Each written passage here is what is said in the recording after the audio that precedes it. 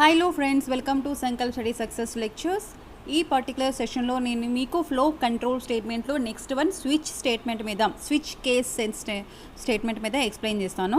Very important one and very easy, చాలా ఈజీగా code మీరు రాయొచ్చు when compare to if else.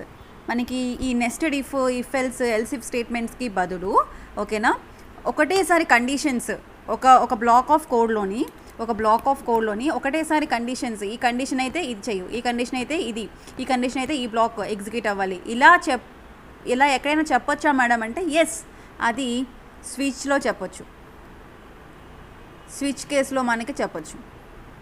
Okay, so in this particular video you just learn about how the switch statement and how it will be working with C++ program with the help of some examples, right?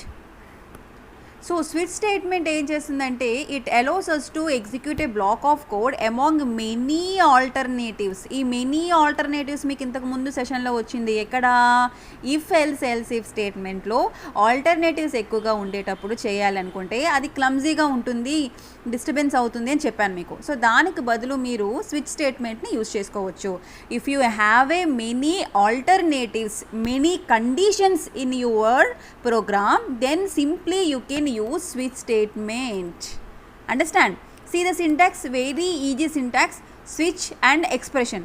Here it is expression or condition. Okay, then open braces, case. See here, ఈ case is very very important. Case తర్వాత space ఉండి మన variable అనమాట, మనం ఏంటి ఇద్దాం అనుకుంటున్నామో అది కాన్స్టెంట్ 1. ఓకే, ఎనీథింగ్ హియర్ మీరు ఏదైనా నేమ్ రాయొచ్చు, not an issue. Okay, but అది డిక్లేర్ చేయాలి. దెన్ బ్రేక్ స్టేట్మెంట్, ప్రతి ఒక్క కేస్కి బ్రేక్ ఉండాలి. అప్పుడు ఇక్కడ ఇది ఫర్ ఎగ్జాంపుల్ ఈ కేసు ఇదే కేసు అనుకోండి, ఇక్కడితో బ్రేక్ అయిపోతుంది, లేదంటే నెక్స్ట్ కేసు కూడా ఎగ్జిక్యూట్ అయిపోతుంది. బ్రేక్ లేకపోతే ఏమవుతుందంటే నెక్స్ట్ కేసు కూడా ఎగ్జిక్యూట్ అయిపోతుంది అనమాట. బ్రేక్, కంటిన్యూ, గో టు, ఈ స్టేట్మెంట్స్ నేను మీకు అవి కూడా ఫ్లో కంట్రోల్ స్టేట్మెంట్సేను, అది మీకు లాస్ట్ సెషన్లో ఎక్స్ప్లెయిన్ చేస్తాను. ఓకేనా, వైలు, డూ వైలు, ఫర్ లూపు అయిన తర్వాత అది మనకి లాస్ట్లో వస్తుంది. But you must remember, break అనే దాన్ని ఎక్కడ వాడతామంటే మ్యాక్సిమం స్విచ్ స్టేట్మెంట్లో యూజ్ చేస్తాం. మ్యాక్సిమం ఎక్కడ యూజ్ చేస్తాం? స్విచ్లో యూజ్ చేస్తాం. Right, see here.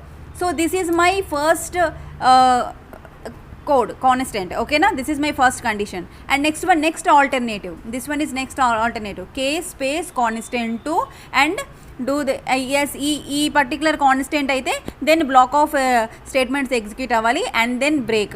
అలాగే next you can write another case constant 3 semicolon and block of statement and break statement, semicolon is must and should, and similarly another case K constant 4. ఇలా మీరు ఎన్ని alternatives అయినా, ఎన్ని conditions అయినా ఇవ్వచ్చు. ఓకేనా, ఇవేవి కాదు అనుకుంటే లాస్ట్లో డిఫాల్ట్ స్టేట్మెంట్ ఒకటి ఉంటుంది. ఆ డిఫాల్ట్ స్టేట్మెంట్ ఏంటి అంటే చూడండి, code to be executed, what are the statements we have to execute here, అవి మనం ఇక్కడ మెన్షన్ చేస్తాం అనమాట. So see here, once switch open అయితే మళ్ళీ క్లోజింగ్లో మీరు ఎన్ని కేసులైనా రాసుకోవచ్చు. ఆ కేసెస్లో అంటే ప్రతి ఒక్క ఆల్టర్నేటివ్లో మీరు ఎన్ని స్టేట్మెంట్స్ ఎగ్జిక్యూట్ చేయాలనుకుంటే అన్ని స్టేట్మెంట్స్ని ఎగ్జిక్యూట్ చేయొచ్చు. ఇవేవి కాదు మేడం, నాకు ఇవేవి లేవు, ఈ కండిషన్స్ ఏవి లేవు అంటే లాస్ట్లో డిఫాల్ట్ స్టేట్మెంట్ కూడా మనకు ఒకటి ఉంటుంది ఖచ్చితంగా. సో దాన్ని మీరు కూడా ఇచ్చుకోవచ్చు అనమాట. So see here how simple it is. So మనం ఇంతకు ముందు క్లాస్లో నేను మీకు మెనీ ఆల్టర్నేటివ్స్కి ఇఫ్ ల్యాడర్ మీకు ఎక్స్ప్లెయిన్ చేశాను, రైట్? ఇఫ్ ల్యాడర్ అని. సో అది కొంచెం క్లమ్జీగా ఉంటుంది అండ్ అండర్స్టాండింగ్ కూడా కొంచెం కష్టంగా ఉంటుంది. So instead of that you can use switch statement, is clear and easy to understand, read and right. You can easily read the switch statements, you can easily right the switch statement. So this is just how the switch statement work. That means first corresponding value అనేది మనకి ఆ first label అనేది equal అయితే కనుక first statement execute అవుతుంది, లేదంటే next jump అవుతుంది, constant 2కి వెళ్తుంది. కాన్స్టెంట్ 2 కూడా కరెక్ట్ అయితే కనుక అందులో ఉన్నటువంటి ఎగ్జిక్యూట్ అవుతాయి, లేదంటే నెక్స్ట్ కాన్స్టెంట్కి వెళ్తుంది. సో బ్రేక్ ఈజ్ కంపల్సరీ ఇక్కడ. And next one, if there is no match, ఏది మ్యాచ్ కాలేదు, ఏ కేసు కూడా మ్యాచ్ కాలేదు అంటే అప్పుడు డిఫాల్ట్ స్టేట్మెంట్ అనేది ఎగ్జిక్యూట్ అవుతుంది. ఈ స్టేట్మెంట్స్ అన్నీ కూడా మీరు, ఈ ఎక్స్ప్లెనేషన్ అంతా కూడా మీరు రాయాలి. Explain switch flow control statement in detail అంటే నీట్గా స్విచ్ స్టేట్మెంట్ అంటే రాసి దాని మీద సింటాక్స్ రాసి how it will be work అని చెప్పి ఈ స్టేట్మెంట్స్ రాసి అండ్ ఆల్సో దీనికి ఒక ఫ్లో చార్ట్ ఉంటుంది. సీ హియర్ ఫ్లో చార్ట్ చాలా ఈజీగా ఉంటుంది. First expression right, then decision making. First decision yes అయితే బ్లాక్ ఆఫ్ కోడ్స్ అనేవి ఎగ్జిక్యూట్ అవుతాయి. నో అయితే నెక్స్ట్ కండిషన్ చెక్ చేసుకుంటుంది. నెక్స్ట్ ఇది ఎస్ అయితే సి హియర్ ప్రతి డెసిషన్ మేకింగ్కి ఒక ఎస్ ఒక నో ఉంటుంది. You know this right. Flow charts నేను ఆల్రెడీ ఫస్ట్ క్లాస్లోనే ఎక్స్ప్లెయిన్ చేశాను. సో ఒక ఎస్ కండిషన్ ఒక నో కండిషన్ ఉంటుంది. సో ఇక్కడ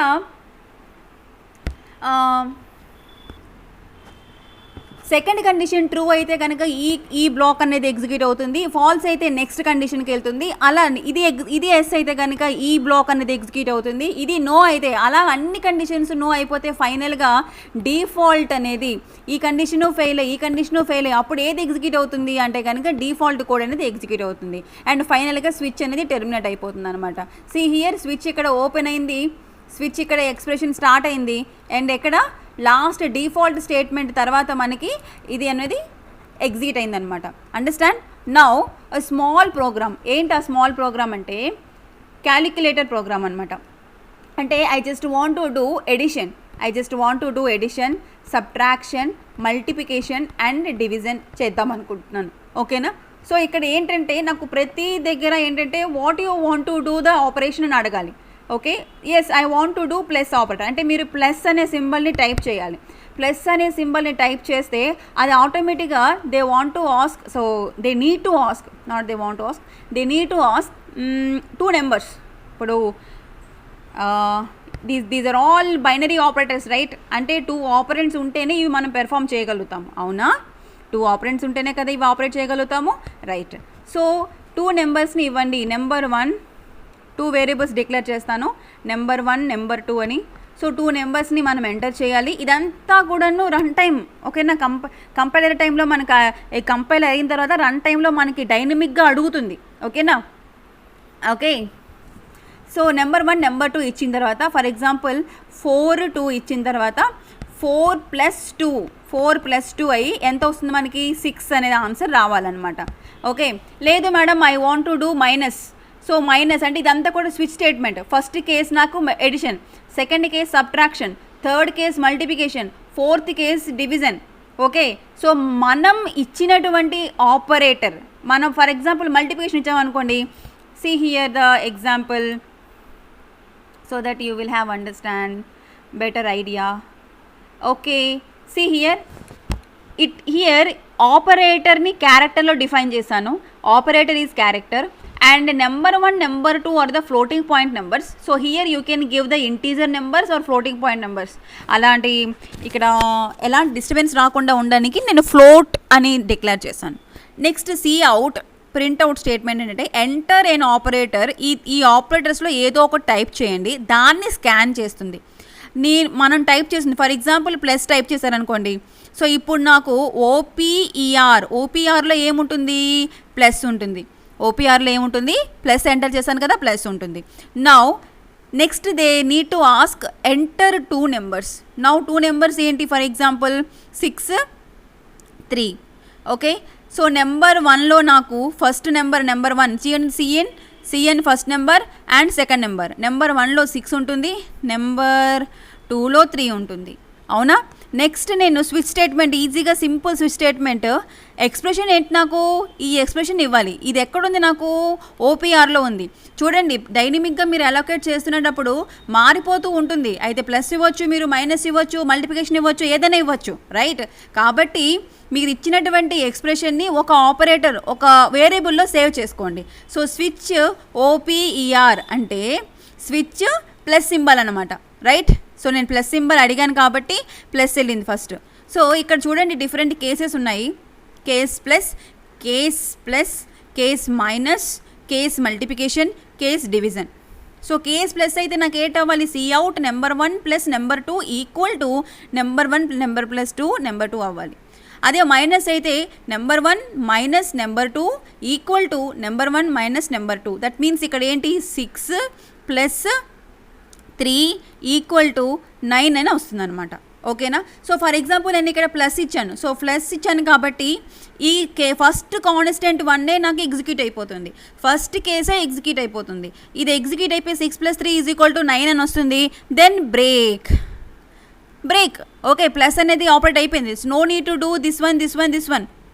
ఇదే బ్రేక్ లేదనుకోండి, ఇది జరిగిపోతుంది, ఇది ఎగ్జిక్యూట్ అవుతుంది, ఇది ఎగ్జిక్యూట్ అవుతుంది, ఇది ఎగ్జిక్యూట్ అవుతుంది, బ్రేక్ లేకపోతే. అదే బ్రేక్ అనుకోండి, హియర్ స్విచ్ అనేది ఎగ్జిట్ అయిపోతుంది అనమాట. అండర్స్టాండ్ మా? సో అందుకని బ్రేక్ స్టేట్మెంట్ని కన్ఫామ్గా మనం స్విచ్లోనే యూజ్ చేయాలి. స్విచ్ అనే ఫ్లో కంట్రోల్ స్టేట్మెంట్స్లో బ్రేక్ అనేది ఖచ్చితంగా యూజ్ చేయాలి. ఎందుకు అంటే మనకి ఇప్పుడు ఈ కేసు అయినప్పుడు, ఫర్ ఎగ్జాంపుల్ మీరు నెక్స్ట్ అడిగినప్పుడు మల్టిప్లికేషన్ అడిగారు, ఓకేనా. మల్టిప్లికేషన్ ఆపరేటర్ మల్టిప్లికేషన్ ఉంది. సో నెక్స్ట్ ఆపరేటర్ ఏంటి? మల్టిప్లికేషన్. సో ఇక్కడ నాకు ఫస్ట్ కేసు వచ్చింది, ఫస్ట్ కేసు నా దగ్గర ప్లస్ కాదు. సో ఇక్కడ రాంగ్, ఇది నా ఆపరేటర్ ప్లస్ కాదు, ఇక్కడ ప్లస్ ఉంది, ఇక్కడ మల్టిప్లికేషన్ ఇచ్చాము, సో ఇది కాదు. సో నెక్స్ట్ స్టెప్కి వెళ్తుంది. సో ఇక్కడ మైనస్ ఉంది, సో ఇది కూడా కాదు, సో ఇక్కడ ఎగ్జిక్యూట్ కాదు. నెక్స్ట్ మల్టిప్లికేషన్, నేను మల్టిప్లికేషన్ ఇచ్చాను, నాకు థర్డ్ కేసు అనేది ఎగ్జిక్యూట్ అవ్వాలి. థర్డ్ కేసులో ఏముంది? Number one means 6 × 3 = 18. 6 × 3 = 18 అనేది మనకి ప్రింట్ అవుతుంది, ఓకేనా. అదే నెక్స్ట్ బ్రేక్, అది ఇక్కడ బ్రేక్ లేదనుకోండి, నెక్స్ట్ కేసు 6 / 3 కూడా మనకి ఎగ్జిక్యూట్ అయిపోయి 3 × 2 = 6, ఆన్సర్ 2 అనేది వస్తుంది అనమాట.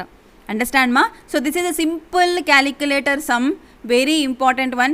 ఇలాంటి ఎగ్జాంపుల్స్తో మీరు నీట్గా రాస్తే along with diagrams, flow charts, కొన్నింటికి ఫ్లో చార్ట్స్ ఉంటాయి, కొన్నిటికి మీకు ఇఫ్కి కొన్ని డయాగ్రామ్స్ చూపించాను మీకు, ఎలా కండిషన్ ట్రూ అవుతుంది ఏంటి అనేది. అలాంటివన్నీ రాసి నీట్గా ప్రజెంట్ చేస్తే చాలా మంచి మార్క్స్ వస్తాయి మీకు సెమిస్టర్ ఎగ్జామ్లోని, ఓకేమా. సో హియర్ అవుట్పుట్ 1 ఇక్కడ ఏంటంటే ఫస్ట్ ప్లస్ ఇచ్చాను, జస్ట్ ఫస్ట్ ప్లస్ ఇచ్చాను, ఎంటర్ 2 నెంబర్స్ అని అడిగింది. 2.3 నేను ఫ్లోటింగ్ పాయింట్ కదా అసైన్ చేసాం మనం, number 1 number 2. So floating point 2.3 and number 2 వచ్చేసి 4.5. 2.3 + 4.5 6.8 వచ్చింది. అలాగే నెక్స్ట్ కేసులో నేను మైనస్ ఇచ్చాను. ఇదంతా నేను మీకు ఆల్రెడీ వేరే నెంబర్స్ తీసుకొని ఎక్స్ప్లెయిన్ చేసేసాను, మరి అవసరం లేదు, టైం వేస్ట్ ఎందుకు. సో జస్ట్ ఒకసారి హ్యావ్ ఏ లుక్, అంటే మైనస్ ఇచ్చినప్పుడు ఏంటి వస్తుంది, మల్టిప్లికేషన్ ఇచ్చినప్పుడు ఏమొస్తుంది, అలా ఇచ్చిన తర్వాత ఏదో ఒక అవుట్పుట్. ఇవన్నీ మేడం నేను ఎగ్జామ్లోని ప్లస్ మైనస్ మల్టిప్లికేషన్ అన్నీ చూపించాలా అంటే అన్నీ చూపిస్తే పేపర్లు వేస్ట్ అవుతాయి, ఓకేనా. మీరు ఎప్పుడు కూడాను మార్క్స్ బేస్ చేసుకొని ఆన్సర్ రాయాలి. అది 7 మార్క్సా, అది 8 మార్క్సా, అది 15 మార్క్సా అని చూసుకొని రాయండి, ఓకేనా. మీరు 15 మార్క్స్కి 10 పేజెస్ రాసినా 15 మార్క్సే పడతాయి. 10 పేజెస్ రాశారు కదా అని 100 మార్క్స్ ఇచ్చారు, అండర్స్టాండ్. సో 15 మార్క్స్ ఉన్నప్పుడు 2 పేజెస్ రాసి సరిపోతుంది. 7 మార్క్స్ 8 మార్క్స్ ఇచ్చినప్పుడు 1 పేజ్ 1.5 పేజ్ రాసి సరిపోతుంది. ఇక్కడ కంటెంట్ క్లియర్గా ఉండాలి. ఎప్పుడు కూడా మీకు బీటెక్ ఎగ్జామ్లో, సెమిస్టర్ ఎగ్జామ్స్లో కంటెంట్ క్లియర్గా ఉండాలి. ఏదో ఒకటి రాస్తాను, పేపర్లు ఫిల్ చేస్తాను అంటే పాస్ కారు. ఇప్పుడు అంతా స్ట్రిక్ట్ అయిపోయింది, ఓకేనా.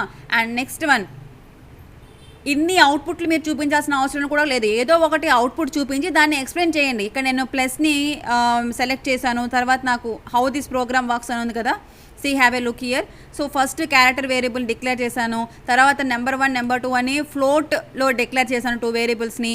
తర్వాత స్విచ్ స్టేట్మెంట్ని ఇచ్చాను, దానిలో ఆపరేటర్స్ని యూజ్ చేశాను. If you enter plus then addition అవుతుంది, మైనస్ ఇస్తే సబ్ట్రాక్షన్ అవుతుంది, మల్టిప్లికేషన్. ఫర్ ఎగ్జాంపుల్ మీకు ఓన్లీ స్విచ్ ఇస్తే, ఓకేనా, మీకు వీటి బట్టి రేపొద్దున్న ఒక పర్టికులర్ ప్రోగ్రామ్ అడిగినా సరే మీకు ఇవన్నీ కాన్సెప్ట్స్ గుర్తున్నాయి కదా. సో ప్రోగ్రాంలో నాకేం కావాలి అనేది ఒక డయాగ్రామ్ ఫస్ట్ రాసుకోండి, ఫ్లో చార్ట్ డ్రా చేసుకుంటే అప్పుడు మీరు స్విచ్ యూజ్ చేయాలా, ఇఫ్ యూజ్ చేయాలా, వైల్ యూజ్ చేయాలా ఒక ప్రోగ్రాంలోని, ఓకేనా. నేను ఎన్ని వేరియబుల్స్ని డిక్లేర్ చేయాలి, డిక్లేర్ చేసిన వేరియబుల్స్కి ఏ డేటా టైప్స్ని అసైన్ చేయాలి, ఇవన్నీ కూడా మీకు కాన్సెప్ట్ ఫస్ట్ క్లియర్గా వచ్చిన తర్వాత అర్థమవుతుంది అనమాట. సో నేను అదే ట్రై చేస్తున్నాను, మీకు కాన్సెప్ట్ని ఫస్ట్ మీకు ఫీడ్ చేయాలనుకుంటున్నాను. ఆటోమేటిక్గా మీరు ప్రోగ్రామ్స్ని రాసేస్తారనమాట. నేను మళ్ళీ రిపీట్గా చెప్తున్నాను, మీరు సిపిపి కనుక మీ ల్యాప్టాప్లో కానీ డెస్క్టాప్లో కానీ ఇన్స్టాల్ అయి ఉంటే కనుక మీరు ప్రోగ్రామ్స్ని టైప్ చేయండి, ఓకేనా. Don't copy paste the programs. మీకు కాలేజెస్లో మ్యాక్సిమం ఇచ్చేస్తారు, ప్రోగ్రామ్స్ని చేయండి అంటారు, మీ చేత ఓన్గా చేయించే అవకాశాలు చాలా తక్కువగా ఉంటాయి. కొన్ని కాలేజ్లో చేయిస్తారు, కొన్ని కాలేజ్లో చేయించరు, ఓకే. సో అలా కాకుండా మీరు ఓన్గా టైప్ చేయండి, మీరు ఓన్గా రాయండి. గూగుల్లో మీరు ప్రోగ్రామ్స్ తీసినప్పటికీ అది ఎందుకు వచ్చింది, అక్కడ స్విచ్ని ఎందుకు యూజ్ చేశారు, అక్కడ ఇఫ్ని ఎందుకు యూజ్ చేశారు, అక్కడ స్ట్రక్చర్స్ కాన్సెప్ట్ ఎందుకు యూజ్ చేశారు, అక్కడ ఎర్రేస్ని ఎందుకు యూజ్ చేశారు అనేది మీరు డీటెయిల్గా తెలుసుకుంటే you have a good life. Okay, software ప్రొఫెషనల్గా మీకు మంచి లైఫ్ అనేది ఉంటుంది. Hope you understand everyone. Thank you so much for watching. Do subscribe to our channel. By for now.